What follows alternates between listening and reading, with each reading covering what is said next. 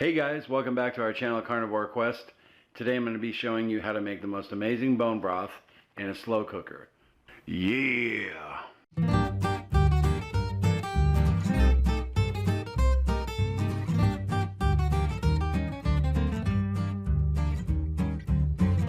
So my carnivore diet bone broth is basically very simple. There's no vegetables or anything for flavor other than salt.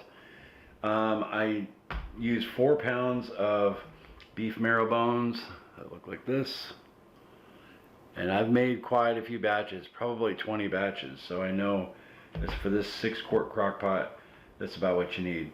I also throw in some ribeye bones that we save in the freezer. You know, I might throw like this package in, you know, maybe, I mean, I've done it with or without, but you know, as much marrow as you can get, right? As much collagen, all the good stuff. But I've made batches with just the 4 pounds and you're good with that. And then you're gonna need apple cider vinegar, not much of it, just a splash, and salt and water. And of course, a crock pot. We just got an Instapot, but for the longest time, I've been making bone broth in here. And for those of you out there who only have a crock pot, you can't go wrong with this, so let's do it.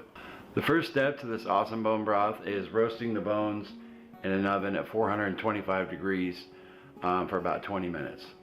I just got a cookie sheet lined up with foil and then laid them out here, and 20 minutes and we'll pull them out. Alright, grab these suckers.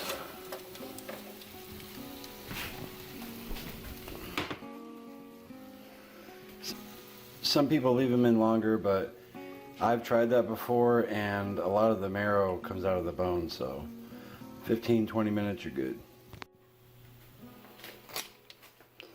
Now just fill up that pot. Alright, so all the roasted bones are in the pot. I have this ribeye bone from lunch. I'm just going to toss that in there. Here are the bones that I had frozen. Stick a few in there.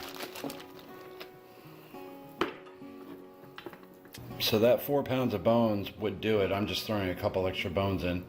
You don't want to put too many in because then you won't get as much bone broth because you won't be able to add as much water. But if you don't put enough bones, your bone broth won't turn into a gelatin when it's refrigerated, and that's what you want. So as you can see, I fill it right to the top as much as I can get. And then I just do a little splash real quick, just like that. I don't even measure it. Boom, apple cider vinegar, and I just real generous with the salt. I end up actually, you know, when I make myself a cup after it's done, I'll even add more salt into it. So we'll start this out on high for 3 hours. Once that comes to a nice boil, then you go down to low. I go for 48 hours. Some people do only 24 hours, but I want all the goodness out of those bones. So I'll see you guys in 2 days. Well, alright, it's been 2 days. Turn the sucker off. And I haven't opened it once. Usually I do. Smell it. Hot. Oh yeah, look at that goodness. So I'm going to show you guys how I cool it off. You can pour it into a jar. I do it in a pan so it cools off quicker, so I can get it in the fridge. But first we got to remove these bones. All right, now we just take some tongs and remove those bones. Look at the meat. You can see all the cartilage is gone.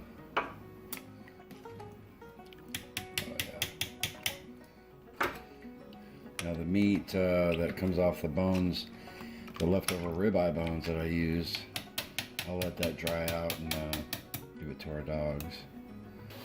Alright, I removed all the bones. Smells awesome.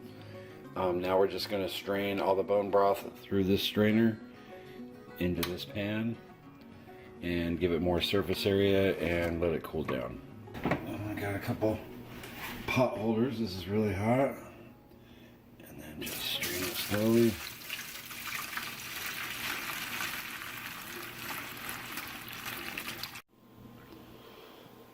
And And there it is. So I'm gonna let this cool maybe for 2 hours, 2 to 3 hours, until it's you know, a good enough temperature to stick in the refrigerator.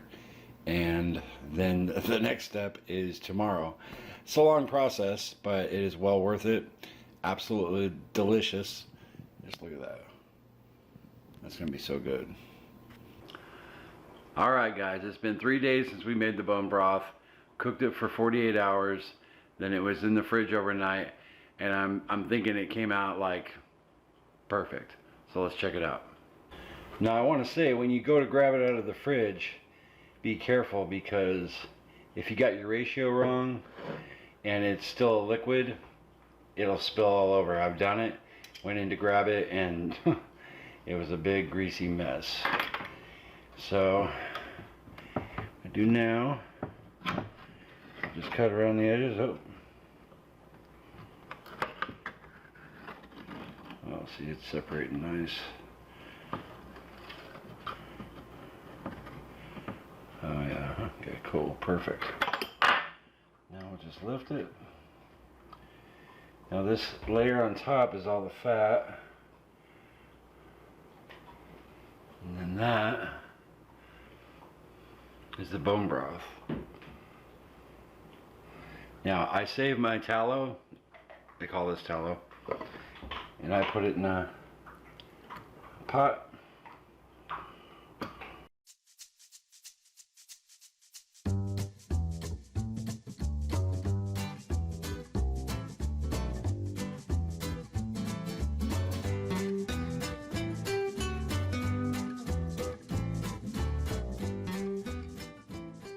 Now this is what we want. Look how it's like a gelatin. Look at it jiggle. And see how dark it is? That is nutrient dense right there.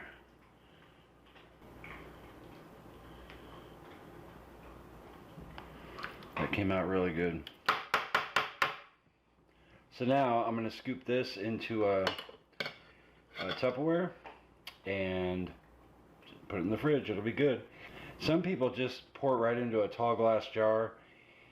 I read that if you spread it out like this, it'll cool quicker, and it's better to do that, but that's just the way I've done it.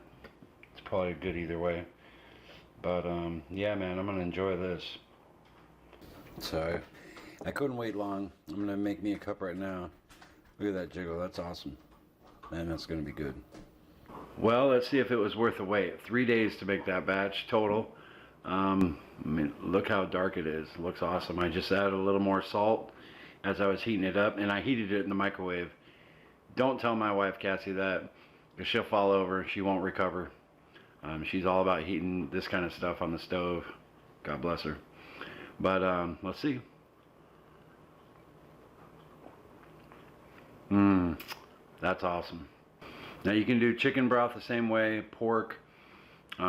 You know, just throw those bones in and experiment a little. The slow cooker's been awesome for us. Like I said earlier, I'm going to try that Instapot, because I hear it could make it in like 2 hours. So with both of us drinking a lot of bone broth, it'll definitely help out. So thanks for watching, guys. I hope you subscribe to our channel and join us on our carnivore quest, where we are attempting to lose 200 pounds living the carnivore lifestyle. Well worth the wait. Now you know how to make beef bone broth in a slow cooker, and knowing is half the battle.